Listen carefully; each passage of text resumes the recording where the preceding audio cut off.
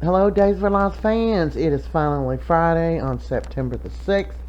Please like, subscribe, and share if you know someone who just enjoys the show. So John goes to visit Brady, and he's telling him, son, Brady, don't throw yourself under the bus. You don't remember. Somebody else could have done it. And he's like, Dad, I know I did it. I'm gonna take it. I'm gonna take the punishment. I'm setting a good example for my kids. No, you're not. They need you here. They don't need a good example. He said they both got mothers. Teresa will be out of jail in a few months, and Kristen's there for Rachel. Brady, you know they're not good examples. Come on, son. Would you do it for me if I beg you?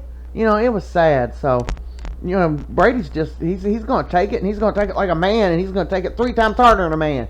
Because, you know, he's just going to stand up for stuff. So he runs into Eric there at the police station and tries to get Eric to go in and talk to him. Meanwhile, EJ's on the phone. I want the most, everything we can do to Brady. I want him to go down. So this picture's on the wrong place. Oh, I've had a terrible time with my editor today. Justin argues with him there, and there we go. So he's telling EJ, what, are you trying to stick it to my brother? And he said, excuse me, Eric, aren't you supposed to be somewhere in Paris, shacked up with my wife and my son? And he said, she's not going to be your wife for long, and it's my son. And he said, oh, I guess you want to offer your condolences or something, he said, to your brother.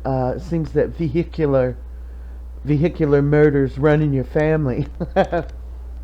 Meanwhile, Justin convinces him to go on and let Brady go until they have more concrete evidence. He said, because all you have is Brady, someone who's drunk and don't remember anything, and you don't have the car. And EJ's like, yes, y'all probably got rid of the car. Excuse me, EJ, your brother got rid of the car.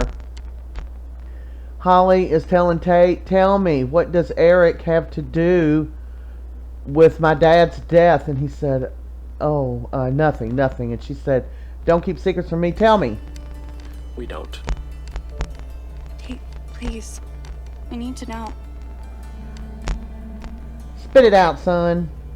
I'll tell you. Lay it on her. It was Eric. He was a drunk driver who killed your dad.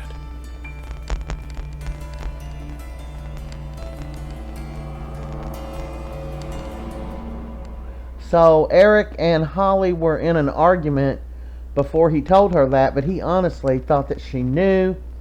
She sits here and she Googles the story, and there it is right at her fingertips for all these years. She's devastated. She's angry at Eric, her mother. She thinks she dragged her through the ringer just to have her precious Eric. And so she tells, what's his name, her boyfriend, to leave her alone. She wants to be alone. But Eric goes and finds her, and he doesn't even know that she knows about this yet. But she does, and that's all we've seen of them today. We heard him say Holly, and she's sitting there crying. She's crying bad, man. She had it rough. Meanwhile, Sara is remembering stuff, and Xander's trying to encourage her because he wants that concrete evidence to prosecute Brady. And she told him it was blurry, and she couldn't really make it out, but it wasn't Brady. And so she said, Fiona said, well, now you go leave her alone and let me take care of her. She needs a rest. Quit pushing her. So he goes down and tells Maggie, you know how very lucky I am, Maggie, to have you and my mother here for us. And she said, you are very lucky, and we both love you all very much. Meanwhile, she's up there singing songs to Sara, rubbing her head. Sara's like a little girl just drifting off to sleep. And I'm sitting there thinking, did she poison her? Because she's acting like, I love you, but I'm going to have to murder you. Well, I wasn't wrong. She picks up the pillow, and I'm thinking, what in the hell are you doing? And sure enough, she's taking it over towards Sara's face. And that's how it went off today, showing her to putting that pillow down on her face. And there you see the shadow.